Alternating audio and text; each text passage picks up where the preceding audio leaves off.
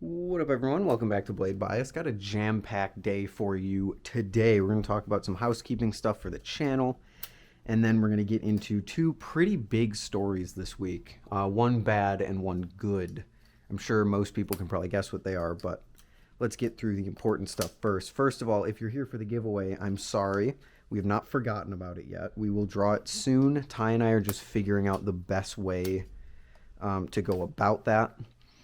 What we're thinking right now, and this is definitely subject to change. So follow us on Instagram for updates about that. Links are in the description.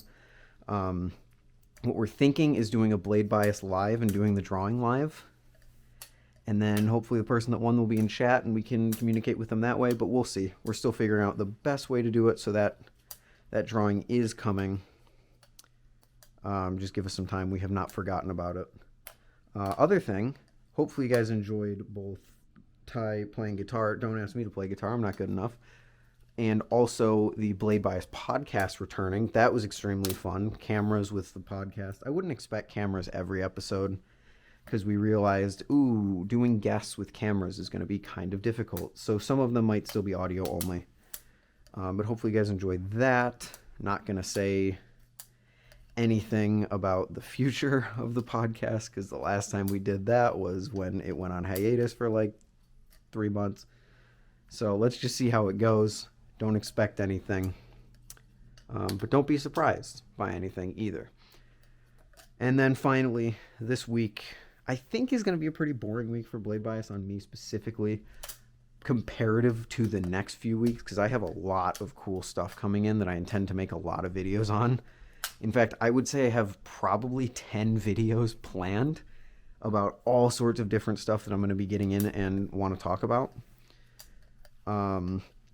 Starting mainly with the Cycloid V2. If you saw on Instagram, I ordered a Cycloid V2.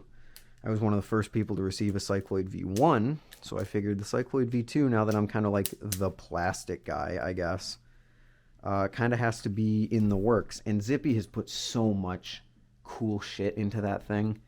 Like, the engineering that went into the Cycloid V2 is impressive as someone who genuinely cares about, like, cool engineering and, like, fixing problems of certain things and all that. So I fully intend to make a video breaking that down, literally taking it apart and talking about all the cool stuff that is inside. And then, of course, the first impressions and the I spent a week with. And then after that, not going to say anything too crazy, but I've got some cool stuff coming in. So we'll get all to that. Anyway, I think that about wraps it up for the house cleaning stuff. Let's get on to the news stories, because let's start off bad. Let's end on a good note. If you know anything, then taking this ballast song out of my case should tell you everything you need to know. The Vault has been delisted from Amazon for the dumbest reason that I have ever seen in my life. Amazon joins YouTube in the ranks of big companies that make decisions about ballast songs that make no sense whatsoever. The Vault has been delisted from Amazon because, according to their words, you can sharpen it. Now, I don't know if you know anything about... Okay. I don't know if you know anything about knives or structural integrity at all. But if you sharpen this down to a point where it would actually be able to cut something, it would be so thin that it would be almost impossible for it to stay together, especially if you dropped it onto something like concrete. The Vault already looks kind of flimsy, and it's not. I want to make that very clear. The Vault isn't flimsy. It's not going to break. At least no one's has broken yet, and I don't expect that to happen. But, like, looking at it, it already looks kind of flimsy, so much less making it thinner and more flimsy. But apparently Amazon thinks that you can sharpen it. I don't know. The reason you can sharpen a live blade is because there's a huge area where it's thinner, and it spreads out some of that. It's not a tiny thin area focused on a tiny little thin section right here. It's spread out across the whole blade. And the reason you can put holes in live blades is because there's a giant section back here. So they can put holes back here, but putting holes up here would be basically impossible because it would ruin the structure of the blade. So that's basically what you would be doing if you sharpened a Vault. But yet here we are.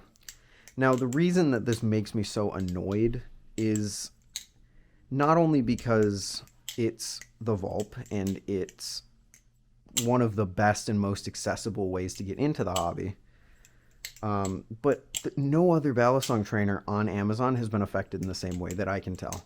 The AdX, the Comet, the Fire, not the Firefly, the AdX, the Comet, all the Squid Industries trainers. Yeah, that's right. All the Squid Industries trainers are on Amazon, according to Ty. So that I didn't know that. The Bally Shark Mermaid V2, all of them still there. The Vulp is the only one. Even the Morse, like Nibali's own stuff, hasn't been taken down. It's just the Vulp. So I don't even think this is a case of like Amazon hates balisongs, like we should all panic, kind of like people do with Instagram. Like something gets taken down on Instagram, and everyone just starts panicking that it's going to be the end of the hobby. I don't think that's the case here. This feels more like something shady going on behind the scenes. Like I have a theory or two, but they are far from credible, and I have nothing to prove any of my baseless thoughts. So I'm not going to talk about them at all publicly. But the only thing that I can say is that I hope that it gets relisted.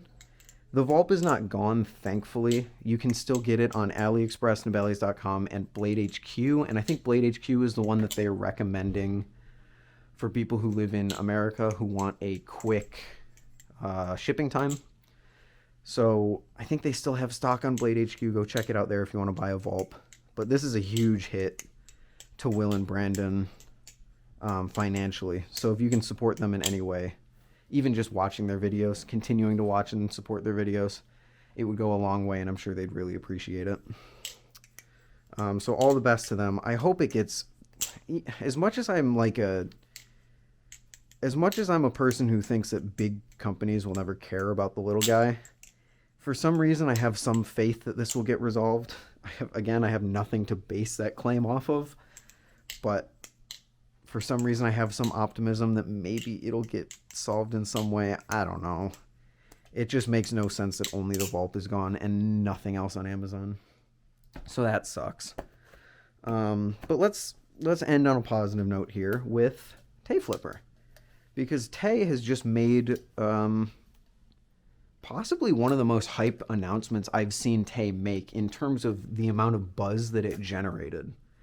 Tay announced an aluminum version of the Calico, a fully aluminum design, much like the Swordfish, which is actually interesting because Tay has been talking about like a full aluminum design. To me, I mean, I only got talking to Tay like personally last year, like summer sometime, but back then he was even talking about his want to make like a fully aluminum balisong. And I think in the post he said that he had started work on it like a month before the Swordfish even launched. So I don't think anyone is sitting there going, oh, he just copied the Swordfish, but he didn't, at least to my knowledge, and I don't expect that he would do something like that. I totally believe, yeah, he made because he mentioned that last year. He was like, yeah, I made this design, and then Squid like a month later announced a Swordfish, and I was like, dang, there goes my opportunity. But anyway, that's not important. Tangent over. The Cali Pro, as it's tentatively being called, subject to change, I imagine, is a fully aluminum version of the Calico. I think it's 3.2 ounces, 70-75 aluminum, and bushings. And there are a lot of people that are excited for this thing. I think it was a crazy hype launch. I saw so many people reposting it, commenting on it, saying, oh, I want one. It's going to be super cool. I think if you're going to want coverage, I mean, Ty's sponsored by Tay. I would imagine that Blade Bias is going to get some coverage of the Cali Pro when it releases. So definitely look forward to that. But that was a super, super hype announcement. And a surprising one. I was not expecting Tay to just drop the aluminum Calico so casually on like a Thursday or a Wednesday or something. So that was pretty cool. Definitely a big fan of Tay's stuff. Obviously, sung the praises of the Calico and the Tay Flipper a lot in the past, and it's exciting to see him move on to bigger and bigger things. I was going to say bigger and better, but his previous work is already really good. So bigger and bigger things, and I cannot wait to see where he takes it in the future. So yeah, go check out the Cali Pro. I think, did the post, I don't remember the post mentioning a time frame. Did the post mention a time frame? I have no idea. Go check out Tay's post on Instagram at TayFlipper. Maybe it mentions a time frame, maybe it doesn't. I have no idea. But yeah, go check that out. Pretty cool. And I think that does it for the news this week. Hopefully I didn't miss anything. I don't think I missed anything. The only other thing that qualifies as news for me is LDY posting like the best CSGO edit of a ballad song that I've seen in a long time. It worked so well. If you know what I'm talking about, you know what I'm talking about. Anyway, I'm going to get going.